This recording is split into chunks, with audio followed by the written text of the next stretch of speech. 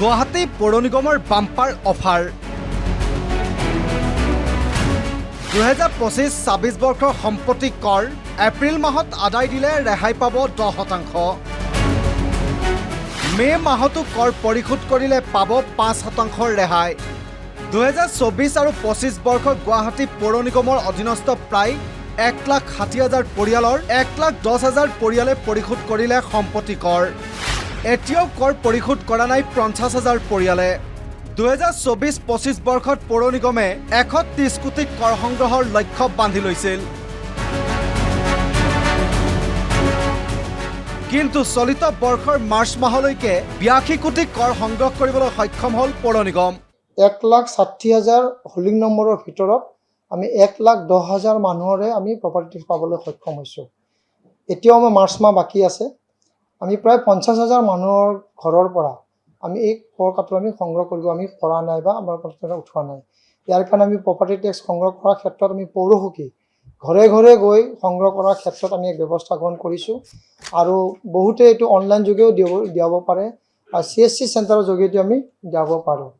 আমাৰ যোৱা বছৰ মানে আমাৰ এই বছৰৰ 24-25 বৰ্ষৰ আমাৰ টাৰ্গেট আছিল 130 কোটি টকাৰ প্ৰপাৰ্টি টেক্স সংগ্ৰহ কৰা। ইতিমধ্যে আমি প্ৰায় 80-85 কোটি টকা আমি সংগ্ৰহ কৰিবলৈ সক্ষম হৈছোঁ আৰু বাকী এইখিনি যদি আমি সংগ্ৰহ কৰোঁ তেতিয়া আমাৰ যিটো আমি লক্ষ্য লৈছিলোঁ সেই লক্ষ্যত আমি উপনীত হ'ব আমি পাৰিম। কেৱল সম্পত্তি কৰেই নহয়, ব্যৱসায়িক অনুজ্ঞাপত্ৰৰ বাবদ কৰ সংগ্ৰহ কৰিছে 27 কোটি। গুৱাহাটী পৌৰ নিগমে বান্ধি লোৱা লক্ষ্যৰ বিপৰীতে এতিয়াও কৰ পৰিশোধ নকৰাকৈ আছে বহু পৰিয়াল আৰু ব্যৱসায়িক প্ৰতিষ্ঠান।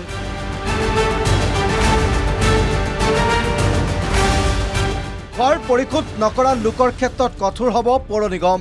মাৰ্চ মাহৰ ভিতৰত অনাদায় কৰ পৰিশোধ নকৰিলে 20% পৰ্যন্ত ভৰিব লাগিব জৰিমনা।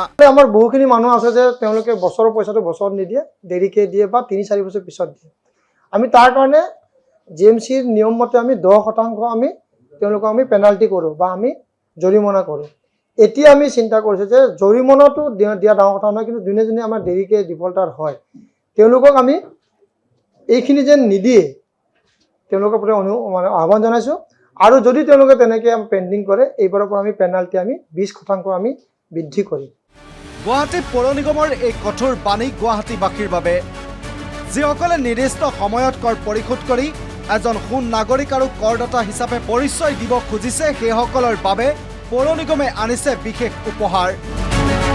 25 আৰু 26 বৰ্ষৰ সম্পত্তি কৰকে ধৰি আন কৰসমূহ এপ্ৰিল আৰু মে মাহত পৰিশোধ কৰিলে 5-ৰ পৰা 10% ৰেহাই দিয়াৰ সিদ্ধান্ত গ্ৰহণ কৰিছে গুৱাহাটী পৌৰ নিগমে। পৌৰ নিগমৰ কাৰ্যালয়ত সংবাদমেল আয়োজন কৰি এই মন্তব্য কৰিছে মেয়ৰ মৃগেন শৰণীয়াই। আমি চিন্তা কৰিছোঁ যিসকলে ডিফল্টাৰ আছে তেওঁলোকৰ বিৰুদ্ধে আমি ব্যৱস্থা কৰিছোঁ। যিসকলে ৰেগুলাৰ পে'মেণ্ট কৰি আছে, যিসকলে বছৰৰ পইচা বছৰৰ আগমুহূৰ্ততে দি দিয়ে, তেওঁলোকেও আমি কিছু যদি আমি সহায় কৰিব পাৰোঁ বা ৰেহাই দিব পাৰোঁ তো নিশ্চয়কৈ গুৱাহাটী পৌৰ নিগমৰ দ্বাৰা কিছু সমানভাৱে কাম কৰা এটা ব্যৱস্থাখন দেখা যাব। সেইকাৰণে অহা এপ্ৰিলৰ ভিতৰত কোনোবা প্ৰপাৰ্টি টেক্স যদি 25-26 বৰ্ষৰ পইচা এইটো যদি আমি এপ্ৰিল মাহৰ ভিতৰত আমি পাই যাওঁ তেনেহ'লে তেওঁলোকক 10% আমি ৰেহাই দিয়াৰ ব্যৱস্থাখন আমি ইতিমধ্যে আমি সিদ্ধান্ত গ্ৰহণ কৰিম। ইয়াৰ লগে লগে মে মাহত যদি কোনোবাই দিয়ে, সাপত কোনোবাৰ এপ্ৰিল মাহত দিয়াৰ কাৰণে অসুবিধা এটা হ'ল, মে মাহত তেওঁলোকে দিলে মে মাহত তেওঁলোকক 5% আমি ৰেহাই দিয়াৰ কাৰণে ব্যৱস্থা আমি গ্ৰহণ কৰিম। যিসকল কৰদাতাই নিয়মিতভাৱে কৰ পৰিশোধ কৰি আহিছে সেইসকলে 25 আৰু 26 বৰ্ষৰ এই কৰ পৰিশোধ কৰি এই বিশেষ লাভ গ্ৰহণ কৰিব পাৰে। সেই একেখন সংবাদমেলতেই মেয়ৰ মৃগেন শৰণীয়াই গুৱাহাটী মহানগৰীক কৃত্ৰিম বানমুক্ত কৰাৰ লগতে নলা নৰ্দমা নিষ্কাশনৰ সন্দৰ্ভতো কৰিলে কেইবাটাও গুৰুত্বপূৰ্ণ মন্তব্য। আমাৰ নলা নৰ্দমাৰ এতিয়া গুৱাহাটী পৌৰ নিগমৰ পৰা প্ৰায় আমি 306 আৰু এইফালে 100 প্ৰায় 400তকৈ আমি অধিক সৰু বৰ নলা আমি চাফ চাফা কৰাৰ কাৰণে ইতিমধ্যে আমাৰ টেণ্ডাৰ আমাৰ হৈ গ'ল। আমাৰ কিছু ক্ষেত্ৰত আমি LOI দিছোঁ আৰু 5খন নদী আমাৰ আছে, ভৰলু, মৰা ভৰলু, বশিষ্ঠ, আমাৰ লক্ষ্মীজান, বাহিনী। এই 5খন নদীৰ কাম এতিয়া আমি আৰম্ভই কৰিছোঁ। মৰা ভৰলুটো আমি আৰম্ভ কৰিছোঁ, ভৰলুটো আৰম্ভ কৰিছোঁ। মুঠৰ ওপৰত সকলো দিশৰ পৰা পৌৰ নিগমক উন্নতি শিখৰলৈ লৈ যোৱাৰ পৰিকল্পনাৰে কাম কৰি আহিছে গুৱাহাটী পৌৰ নিগমে। এতিয়া পৌৰ নিগমৰ প্ৰতিটো কামত সহায় সহযোগ কৰি অহাৰ দায়িত্ব আপোনাৰো। News desk report, the news plus.